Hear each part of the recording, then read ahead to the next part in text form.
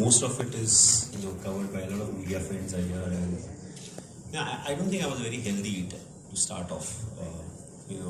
The butter chicken story is it's a famous story. Where I would pick up the phone and the room service would be like, okay, sir, what do you want to have? So butter chicken, naan, this, that. Second call in the evening, just from the third time, they're like, okay, sir, same order. So I don't think I was a very healthy, clean eater, but as I got closer to my 30s, I had to change my eating habit. So a big part of me, still craves for it, but I've become more and more healthy. Try to cut down on the sugar, try to eat less fried food. But I'm still a firm believer that you can eat a bit of everything. You can be very active. I think that's the best thing you can do. You don't have to deprive yourself of food, because I always felt if I'm not looking forward to what I'm eating, the whole day becomes very boring. So, I love to eat, but I more calculate on the ways that if I'm eating so much, I need to burn so much. Whether it's in the gym, whether it's by playing some other sport, it can be cricket, football, badminton, tennis, anything. So that's my clear philosophy. I enjoy my food. I'm not a big time. I'm not big time into trying lots of different food. But I feel the Indian food is so great that I don't need to venture out too much. The taste and the flavors that comes from different part of India. So a big foodie in me, but yes, if you have to be very fit and fine, you have to be careful about what you are eating. Right? I mean, it can't be easy. I mean, you've heard of the grueling schedules that you have, right? Get off a flight in 24 hours, you're on a pitch. So, what are the places that you love traveling, saying, hey, the food's great in these places? Or what are the places where you say, hey, listen, it's tough in terms of, you said, it's from a food and readiness, game readiness, you struggle a bit of it. Well, mostly it's the Commonwealth countries, where cricket is played. That's where I started traveling to, and most of the places have very big Indian community, so you always get Indian food. But it's always good to explore also, and I felt most of the places have uh, very good food. The whole problem is how far you have to go for the food, or if you're craving for something, then where you need to go. To trying to find out where you need to go is used to be one of the biggest challenges. Now with Google and so many things, you can just put it and you'll have hundreds of reviews, so you know which place to go, which place is serving what kind of food. So it has become relatively easy. One of the challenges what I saw other cricketers have was, if they're a vegetarian, a lot of them are vegetarian on particular days and all of that. So for me, the biggest challenge was to keep a track, what day it is.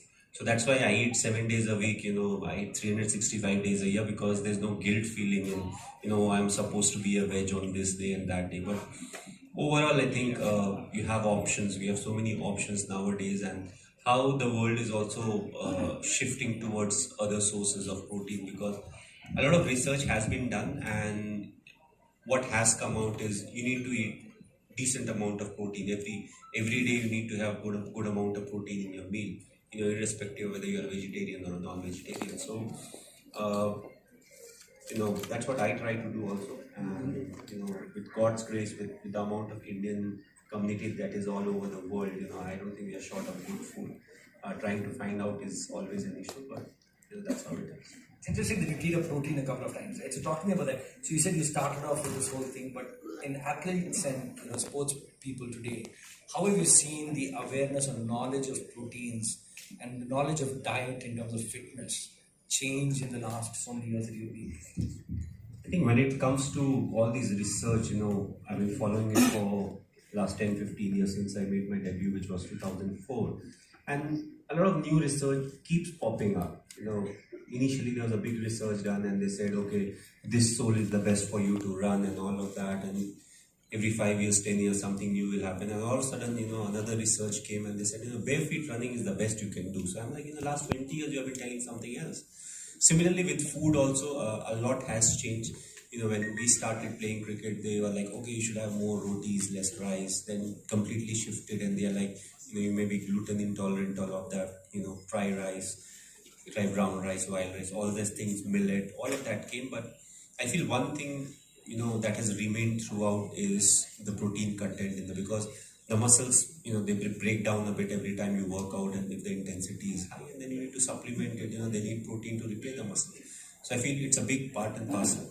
And we have to be very careful about how much protein we are taking in, and also athletes are now aware about how much carbs you need to add, what's the kind of fat content in the food and all of that. So I don't want to get too much into it, because I was told myself, if you're having food that is well balanced, of course with slightly higher protein, and if you're very active, I don't think nothing bad can happen. The body takes care of itself. You just need to make sure that you are active, because the activity level in the current generation has gone down, because you get out of the house, you can see where the taxi is, where the Uber is, what's the mode of transport. So you're not walking a lot, you're not moving around a lot. Bangalore has a lot of traffic, so I don't think people get a lot of time out of office to go to a gym, because that time they are in the car or in transport. So protein intake is very important, and we all take care of it. So now a question that a lot of people in the hall would have, right? What's butter chicken loving Mahi doing with a company called Shaka Harry? Right? Well, that was my first question. Also, when they inquired about me, I was like, listen, I'm a non-vegetarian. Okay, I was a late starter. I started eating non-veg when I was 14, and I've not gone too much into red meat and fish, but I eat chicken. So, we are having this chat, and before he could, I was like, listen, I think people who we are targeting are not the vegetarians. Who we are targeting are actually the people who eat non-veg, but people like me who also want to give their system a rest of, not keep eating the red meat and the white meat and the eggs, and also, it becomes as an option where still you're supplementing the protein that is needed by the body, but you're giving your body a bit of rest also, because veg is considered to be slightly more better for the body. You digest, all the systems are in much better shape. So I told him, like, this is what we are doing. I think we are targeting these kind of people, and also people who were non-vegetarian at some point of time, but for some reason left it and still crave for it. Because I feel it will be very difficult for us to convert vegetarians, tell them, okay, you are a vegetarian, have this, it tastes like chicken. And they're like, I don't have a data bank of what chicken feels like, when I've never eaten chicken.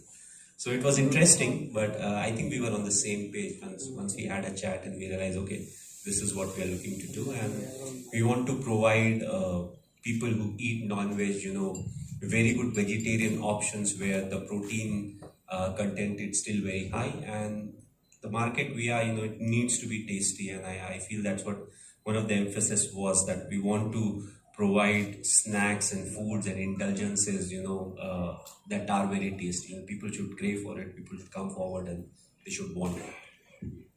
I'm so close to the World Cup. If I don't ask you a cricket question, they're going to lynch me. I'm not playing the World Cup.